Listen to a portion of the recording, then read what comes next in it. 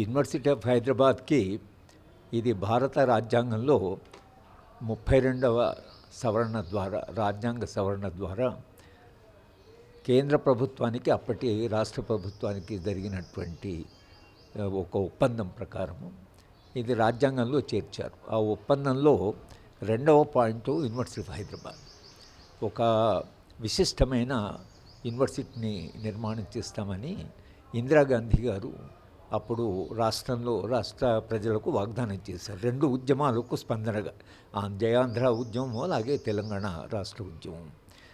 అప్పుడు భూమి మెహదీపట్నం దగ్గర ఇస్తామని అన్నారు, 800 ఎకరాలు. అది క్యాంటన్మెంట్ భూమి. కానీ అప్పటి వైస్ ఛాన్సలర్ ప్రఖ్యాతమైన యూనివర్సిటీ కావాలంటే, ఒక ప్రతిష్టాత్మకమైన విశ్వవిద్యాలయం కావాలంటే 800 ఎకరాలు సరిపోదు.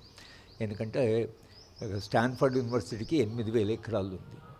అలాగే మనం హార్వర్డ్ యూనివర్సిటీకి 5000 ఎకరాలు. ఆ మాటకు ఉస్మాన్ యూనివర్సిటీ పెట్టినప్పుడు నిజాం 2600 ఎకరాల భూమి ఉస్మాన్ యూనివర్సిటీకి ఇచ్చారు.